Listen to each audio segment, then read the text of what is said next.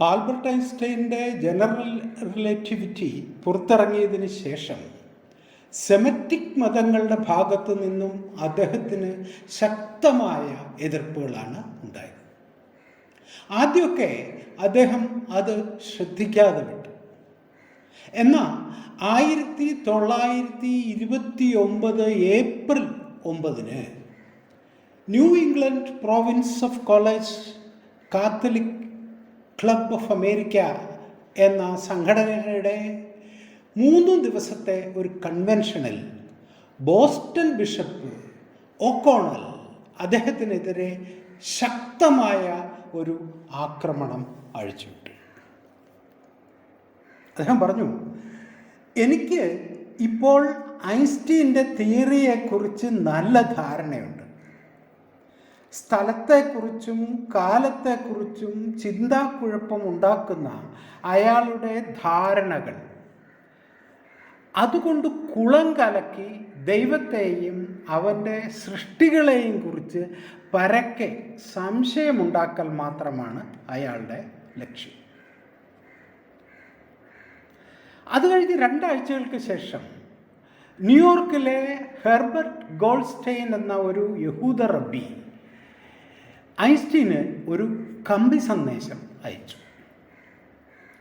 അതിലെ ചോദ്യം ഇതായിരുന്നു: do you believe in God? നിങ്ങൾ ദൈവത്തിൽ വിശ്വസിക്കുന്നുണ്ടോ? അതിന് ഐൻസ്റ്റീൻ കൊടുത്ത മറുപടിയാണ് ലോകപ്രസിദ്ധമായ അദ്ദേഹത്തിൻ്റെ ഈ വാക്യം: I believe in Spinoza's God who reveals himself in the orderly harmony of what exists, not in a God who concerns himself with fates and actions of human beings. ക്രമമായ വെളിവാകലുകളിലൂടെ സ്വയം പ്രത്യക്ഷമാകുന്ന സ്പിനോസയുടെ ദൈവത്തിലാണ് ഞാൻ വിശ്വസിക്കുന്നത്, അല്ലാതെ മനുഷ്യരിൽ ഇടപെട്ട് അവനെ വിധിക്കുന്ന ഒരു ദൈവത്തിൽ അല്ല. അങ്ങനെ ഐൻസ്റ്റീനെ പോലും ആകർഷിക്കാൻ കഴിഞ്ഞ സ്പിനോസയുടെ ദൈവം എന്താണ്?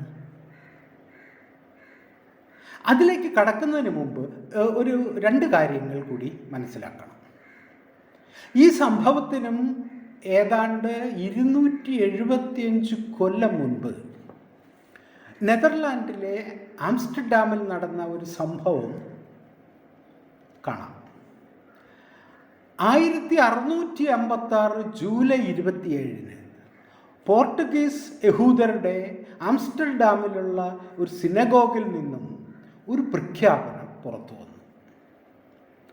ഹക്കാമിം അംഗീകരിച്ച ശാപവും പുറത്താക്കലുമായിരുന്നു അത്.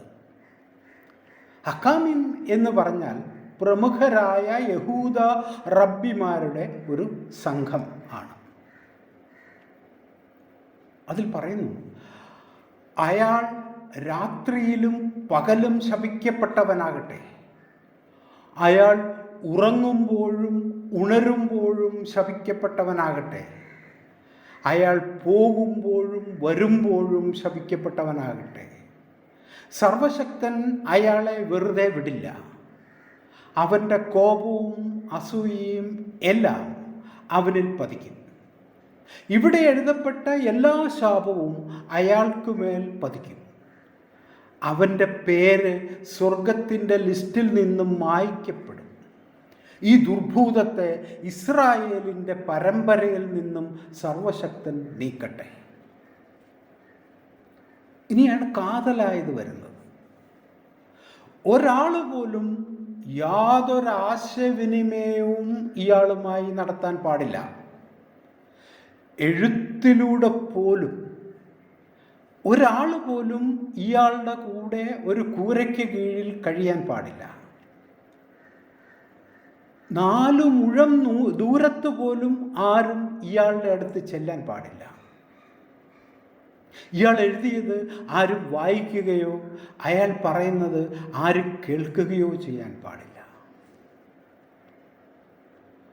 പൗരോഹിത്യം ഇത്രയും വെറുത്ത ഈ മനുഷ്യൻ 17-ാം നൂറ്റാണ്ടിലെ ഡച്ച് ദാർശനികനായ ബറൂക്ക് സ്പിനോസ അല്ലാതെ മറ്റാരുമായിരുന്നില്ല. വെറും 23-ാം വയസ്സിൽ സ്വന്തം സമൂഹത്തിൽ നിന്നും പുറത്താക്കപ്പെട്ട് ജീവന് തന്നെ ഭീഷണി നേരിട്ട് മരണം വരെ ജീവിക്കേണ്ടി വന്ന ഒരു ചിന്തകനാണ് സ്പിനോസ. മരണശേഷമാണ് അദ്ദേഹത്തിൻ്റെ രചനകളെല്ലാം പബ്ലിഷ് ചെയ്യുന്നത് പോലും. പക്ഷേ ആ ചിന്തകൾ യൂറോപ്യൻ തത്വചിന്തയിൽ ആഴത്തിലുള്ള അടയാളങ്ങൾ വീഴ്ത്തി. സ്പിനോസയുടെ ചിന്തകളിലേക്ക് കടക്കുന്നതിന് മുമ്പ് അബ്രഹാമിക് മതങ്ങളിലെ ദൈവസങ്കല്പത്തെക്കുറിച്ച് അല്പം മനസ്സിലാക്കാം. ലോകത്തിലുള്ള എല്ലാ മോണോതീയിസ്റ്റിക് മതങ്ങളും ഇത്തരം ഒരു ദൈവത്തെയാണ് സങ്കല്പിക്കുന്നത്. അതിനെയാണ് ആന്ത്രപ്പോമോർഫിക് വിഷൻ ഓഫ് ഗോഡ് എന്ന് പറയുന്നത്. അമാനുഷികമായ ഒരു ശക്തിയെക്കുറിച്ച് സങ്കല്പിച്ചു നോക്കൂ. എന്നാൽ അതിന് മനുഷ്യനെ പോലുള്ള വ്യക്തിത്വവും വികാര വിചാരങ്ങളും എല്ലാം ഉണ്ട്. സ്നേഹിക്കാനും കോപിക്കാനും മറക്കാനും പൊറുക്കാനും ശിക്ഷിക്കാനും രക്ഷിക്കാനും എല്ലാം കഴിവുള്ള ഒരു വ്യക്തിത്വം. എന്നാൽ അത് തൻ്റെ എല്ലാ സൃഷ്ടികളിൽ നിന്നും വളരെ വ്യത്യസ്തമാണ് താനും. ഒരു ചിത്രകാരൻ തൻ്റെ ചിത്രങ്ങളിൽ നിന്നും എങ്ങനെ വ്യത്യസ്തമായിരിക്കുന്നുവോ അതുപോലെ ഈ ലോകങ്ങൾക്കെല്ലാം അപ്പുറത്ത് സ്വർഗത്തിൽ വസിക്കുന്നവൻ തൻ്റെ ഇച്ഛയ്ക്കനുസരിച്ച് ലോകത്തിലെ എല്ലാ കാര്യങ്ങളിലും അവൻ ഇടപെടും. എങ്കിലും തൻ്റെ ഇച്ഛയ്ക്ക് വിരുദ്ധമായി പ്രവർത്തിക്കുന്നു എന്ന് തോന്നിയാൽ ആ മനുഷ്യനെ ശിക്ഷിക്കുകയും ചെയ്യും. അതിനായി പ്രത്യേകം തയ്യാറാക്കിയ ഒരു സ്ഥലവും കരുതി വെച്ചിട്ടുണ്ട്, നരകം. ഒരു മനുഷ്യന് ആ ദൈവവുമായി വ്യക്തിപരമായി ബന്ധം സ്ഥാപിക്കാം, അപേക്ഷിക്കാം, അങ്ങനെ എന്തും ചെയ്യാം. നമ്മുടെ നിത്യജീവിതത്തിൽ എത്രയോ തവണ നാം ആവർത്തിച്ച് കേൾക്കുന്ന വാക്കുകളാണ് ദൈവത്തിന് നന്ദി, ദൈവം രക്ഷിക്കട്ടെ എന്നൊക്കെ. ഇതെല്ലാം ഇപ്പറഞ്ഞ ദൈവത്തെക്കുറിച്ചാണ്. മനുഷ്യനെ പോലെ ചിന്തിക്കുകയും വികാര വിചാരങ്ങൾ എല്ലാം ഉള്ള ഒരു ദൈവം. പക്ഷേ എല്ലാം അറിയാനും എന്തും ചെയ്യാനും കഴിവുള്ള ഒരു വ്യക്തി. എന്നാൽ ഇങ്ങനെയൊരു ദൈവത്തിന് താത്വികമായി നിലനിൽക്കാൻ കഴിയില്ല എന്നുള്ളതാണ് വസ്തുത. സ്പിനോസയുടെ ആശയം ഈ സങ്കല്പത്തെ പരിപൂർണമായും തള്ളിക്കളയുന്നു.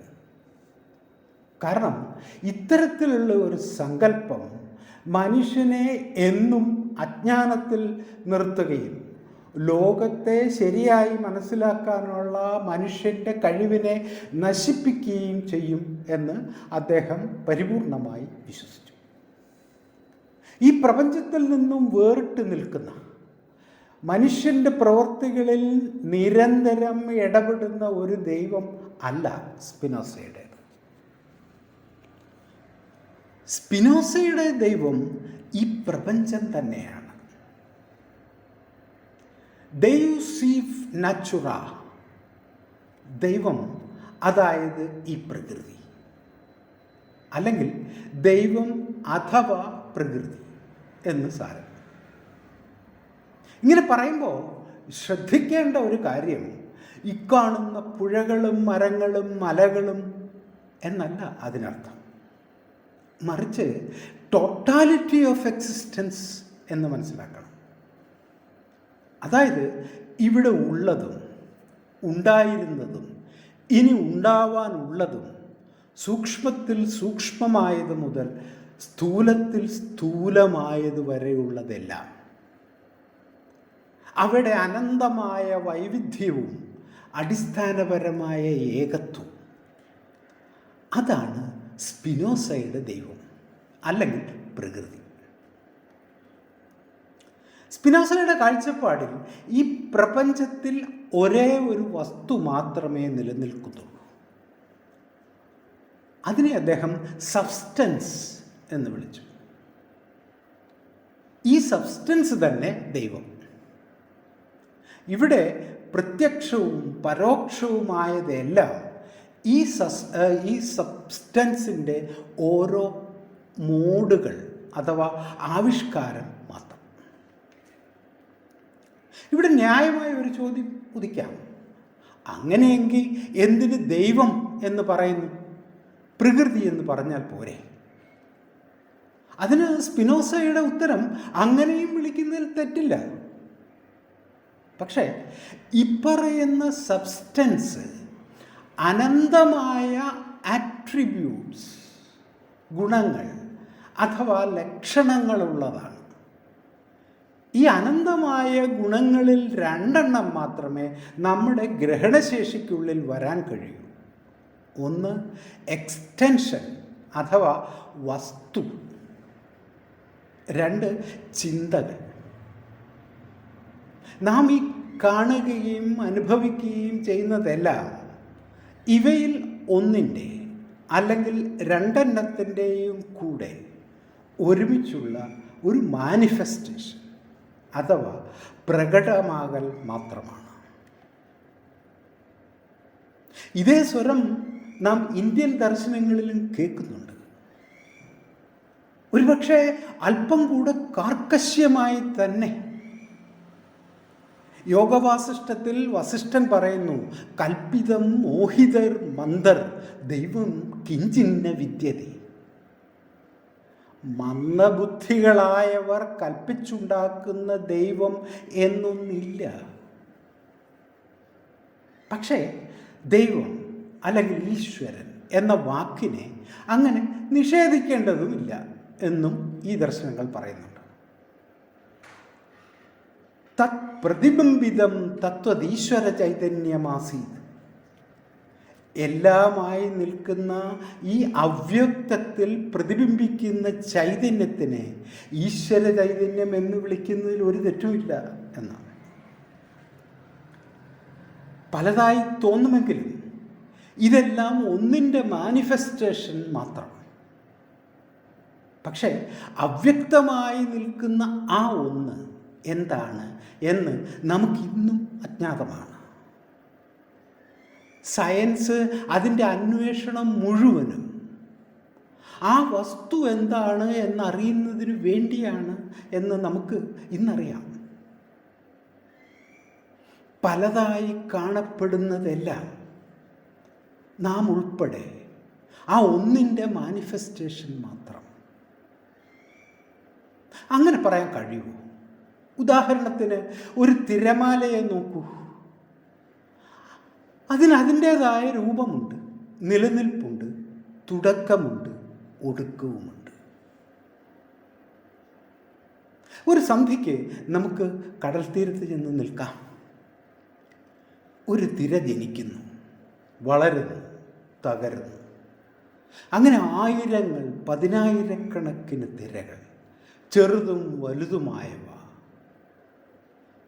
അത് കണ്ടു നിൽക്കുന്ന നമ്മുടെ ഉള്ളിൽ ഒരു സംശയമുണ്ടാവും.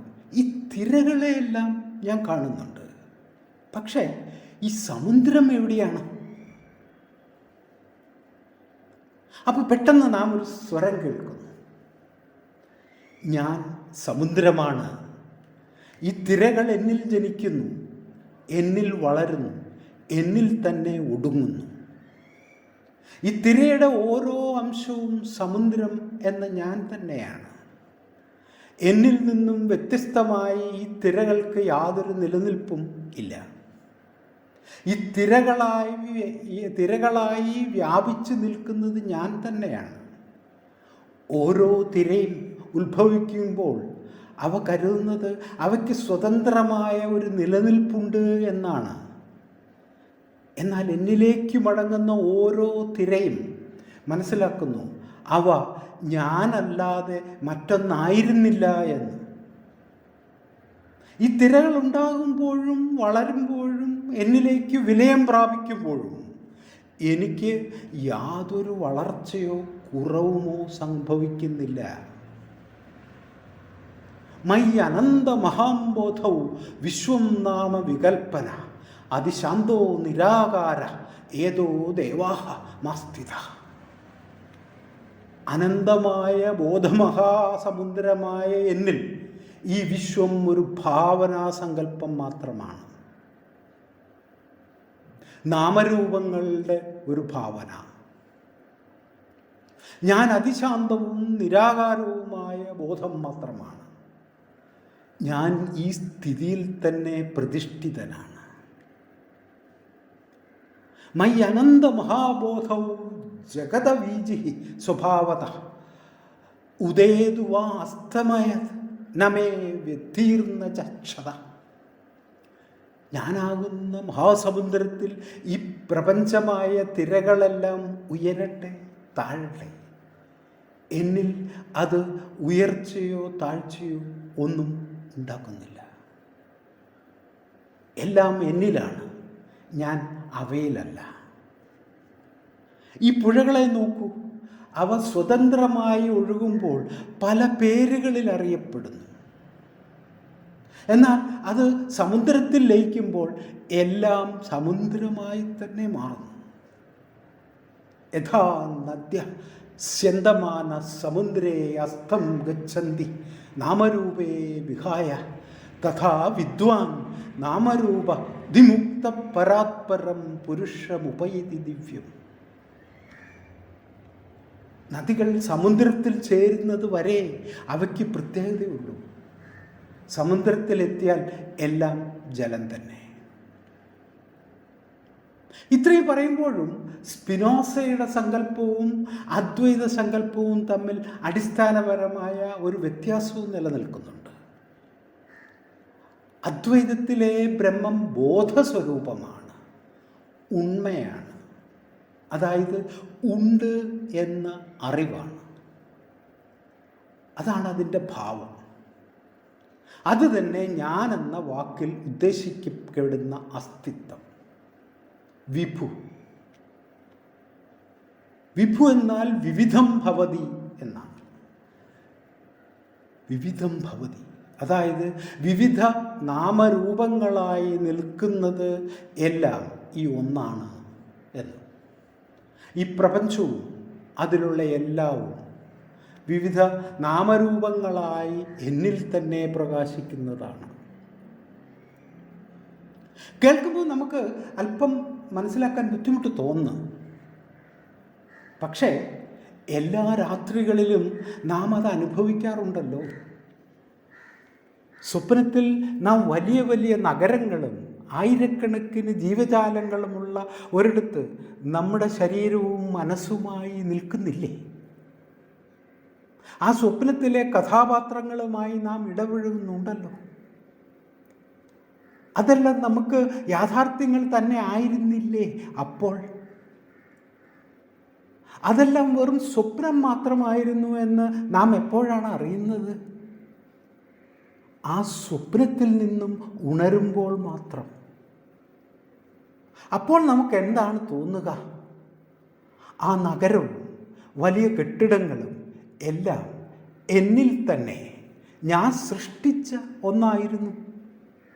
അതായത് ഞാൻ തന്നെ ആയിരുന്നു അതെല്ലാം. അതിലെ ഓരോ കഥാപാത്രമായും സ്ഥലങ്ങളായും അങ്ങനെ എല്ലാമായും വിവിധങ്ങളായി പ്രകാശിക്കുകയായിരുന്നു ഞാൻ. സ്പിനോസയുടെ പ്രകൃതി അഥവാ ദൈവം കൃത്യമായ പ്രകൃതി നിയമങ്ങളാൽ ബന്ധിതമായ ഒന്നാണ്. അതായത് ഡിറ്റർമിനിസ്റ്റിക് നിയമങ്ങളാൽ ചലിക്കുന്ന ഒന്ന്. അതിൻ്റെ എല്ലാ ചലനങ്ങളും നെസസിറ്റിയാണ്, ആവശ്യകതയാണ്. അവിടെ യാദൃച്ഛികത ഇല്ല, സാധ്യതകളും ഇല്ല, ചിട്ടയില്ലായ്മയില്ല. എല്ലാം കൃത്യമായ നിയമങ്ങളിൽ അടിസ്ഥാനപ്പെടുത്തിയിരിക്കുന്നു. ആ നിയമങ്ങളാവട്ടെ അദ്ദേഹം സബ്സ്റ്റൻസ് എന്ന് വിളിച്ച അടിസ്ഥാന യാഥാർത്ഥ്യത്തിൻ്റെ നിയമങ്ങളാണ് താനും. സ്പിനോസയുടെ കാഴ്ചപ്പാടിനെ 2 ലാറ്റിൻ പദങ്ങളിലൂടെ ചുരുക്കാം. ദൈവം, പ്രകൃതി, ഈ പ്രപഞ്ചം എന്നിവയിൽ അദ്ദേഹത്തിൻ്റെ കാഴ്ചപ്പാടിനെ മനസ്സിലാക്കാൻ അത് സഹായിക്കും. ആദ്യത്തേത് നാച്ചുറാൻസ് ആണ്. ഇതാണ് പ്രപഞ്ചത്തിൻ്റെ സൃഷ്ടിയുടെ ശക്തി. സ്വയം കാരണമായ മറ്റൊരു കാരണവുമില്ലാത്ത സബ്സ്റ്റൻസ്. ഈ പ്രപഞ്ചത്തിൻ്റെയും അതിലെ എല്ലാ പ്രതിഭാസങ്ങളുടെയും അടിസ്ഥാന കാരണം. രണ്ടാമത്തത് നാച്ചുറാറ്റ. അത് ക്രിയാശൂന്യമായ സൃഷ്ടിക്കപ്പെട്ട പ്രപഞ്ചഭാവമാണ്. അടിസ്ഥാന വസ്തുവിൽ നിന്നും ഉണ്ടാകുന്ന അത് അനന്തമായ ഗുണഗണങ്ങളുള്ളതും പ്രകൃതി നിയമങ്ങളാൽ നിയന്ത്രിക്കപ്പെടുന്നതുമാണ്. ഇത് കാര്യകാരണങ്ങളാൽ ബന്ധിതമായിരിക്കുന്നു. ഇവിടെയും സ്പിനോസയുടെ കാഴ്ചപ്പാടിന് ഇന്ത്യൻ അദ്വൈതത്തോട് ഒരു സമാന്തരം കാണാൻ കഴിയും. ഞാൻ പറയുമ്പോൾ സമാന്തരം എന്ന വാക്ക് ശ്രദ്ധിക്കണം. അത് തന്നെയാണ് ഇത് എന്ന അർത്ഥത്തിലല്ല പറയുന്നത്. സമാന്തരം. ബ്രഹ്മത്തിന് 2 ഭാവമുണ്ട്. ഒന്ന് അപരാപ്രകൃതിയും മറ്റത് പരാപ്രകൃതിയും. ഭൂമി രാവോ അനലോ വായുഖം മനോ ബുദ്ധിരേവച അഹങ്കാരം ഇതിയം മേ ഭിന്ന പ്രകൃതിരഷ്ട്രത. എൻ്റെ ഈ പ്രകൃതി, ഭൂമി, ജലം, അഗ്നി, വായു, ആകാശം, മനസ്സ്, ബുദ്ധി, അഹങ്കാരം എന്ന് തുടങ്ങി വിവിധങ്ങളായി വിഭജിക്കപ്പെട്ടിരിക്കുന്നു. ഈ പ്രകൃതി അപരയാകുന്നു. എന്നാൽ ഇതിൽ നിന്നും ഭിന്നമായതും ജീവസ്വരൂപമായും യാതൊരു പ്രകൃതിയാൽ ഈ ജഗത്ത് ധരിക്കപ്പെട്ടിരിക്കുന്നുവോ അങ്ങനെയുള്ള എൻ്റെ പരയായ പ്രകൃതിയെ അറിയുക. അപരേയമിതസ്തു അന്യാം പ്രകൃതി വിധിമേ പരാ ജീവഭൂതാം മഹാബാഹോ ഏതം ധാര്യതേ ജഗത്. ഇന്ത്യൻ ദർശനങ്ങളും ഗ്രന്ഥങ്ങളും സ്പിനോസ നേരിട്ട് വായിച്ചിട്ടില്ല എന്ന് ഉറപ്പ്. കാരണം ഉപനിഷത്ത് അടക്കമുള്ള ഗ്രന്ഥങ്ങൾ യൂറോപ്പിൽ പരിഭാഷപ്പെടുത്തിയത് അക്വിറ്റി ഡ്യൂപെറോൺ എന്ന ഫ്രഞ്ച് പണ്ഡിതനാണ്. മുഗൾ രാജകുമാരനായ ദാരാസിഖോവ് 1657 പേർഷ്യൻ ഭാഷയിലേക്ക് തർജ്ജമ ചെയ്ത ഈ ഗ്രന്ഥങ്ങൾ 1801 യൂറോപ്പിൽ പരിഭാഷപ്പെടുത്തി പുറത്തിറങ്ങുന്നത്. 1677 മരണമടഞ്ഞ സ്പിനോസയ്ക്ക് ശേഷം ഏതാണ്ട് 25 കൊല്ലം കഴിഞ്ഞാണ് തർജ്ജമകൾ പുറത്തിറങ്ങുന്നത്. പക്ഷേ 17-ാം നൂറ്റാണ്ടിൽ ധാരാളം സഞ്ചാരികളും കച്ചവടക്കാരും യൂറോപ്പിൽ നിന്ന് മിഡിൽ ഈസ്റ്റ് വഴി ഇന്ത്യയിലേക്ക് വരികയും തിരിച്ചു പോവുകയും ചെയ്തിട്ടുണ്ട്. ഇവരിൽ നിന്ന് കഥകളായും ആശയങ്ങളായും ഒരുപക്ഷെ കയ്യെഴുത്ത് പ്രതികളടക്കം സ്പിനോസയ്ക്ക് ലഭിക്കുവാനുള്ള എല്ലാ സാധ്യതകളും ഉണ്ട്. ഒരു യാഥാസ്ഥിതിക യഹൂദ കുടുംബത്തിൽ ജനിച്ച സ്പിനോസയ്ക്ക് ഇസ്ലാം, യഹൂദ പണ്ഡിതന്മാരുമായി നല്ല ബന്ധം ഉണ്ടായിരുന്നു. ചെറുപ്പത്തിൽ തന്നെ മിസ്റ്റിസിസത്തോട് നല്ല ആഭിമുഖ്യം ഉണ്ടായിരുന്ന സ്പിനോസയ്ക്ക് യഹൂദ മിസ്റ്റിസിസമായ ഖബാല അതിനോടും ഒരു നല്ലൊരു ആകർഷണം ഉണ്ടായിരുന്നു. അങ്ങനെ ആയിരിക്കാം ഒരുപക്ഷെ ഇത്തരം ആശയം ലഭിച്ചതെന്ന് കരുതപ്പെടുന്നു. ഈ ഏകത്വ ദർശനം യൂറോപ്പിന് പുതിയൊരറിവായിരുന്നു. സർവവും സൃഷ്ടിച്ച് പരിപാലിക്കുന്ന ഒരു ദൈവത്തെ പരിപൂർണമായി ഒഴിവാക്കലായിരുന്നു ഇതിൻ്റെ വിപ്ലവാത്മകത. എല്ലാം ഒന്നിൻ്റെ പ്രകടനം മാത്രമാണെങ്കിൽ എല്ലാം പരസ്പരം കൂട്ടിച്ചേർത്തിരിക്കുന്നു എന്ന് അദ്ദേഹം വാദിച്ചു. ഇത് മനുഷ്യർ തമ്മിലുള്ള വ്യത്യാസങ്ങൾ മാത്രമല്ല, ദൈവത്തിൻ്റെ രൂപത്തിൽ സൃഷ്ടിച്ചു മനുഷ്യനെ എന്ന് കരുതിയ ഈ മനുഷ്യനും മറ്റ് ജീവിവർഗങ്ങളും തമ്മിൽ പോലും ആത്യന്തികമായി യാതൊരു വ്യത്യാസവും ഉണ്ടാക്കുന്നില്ല എന്ന് അദ്ദേഹം വിശ്വസിച്ചു. മതങ്ങൾക്കും പുരോഹിതന്മാർക്കും ഇത് താങ്ങാവുന്നതിലധികം ആയിരുന്നു എന്നുള്ളത് പ്രത്യേകിച്ച് പറയേണ്ട കാര്യമില്ലല്ലോ. നന്ദി. ഞാനിവിടെ അവസാനിപ്പിക്കുന്നു.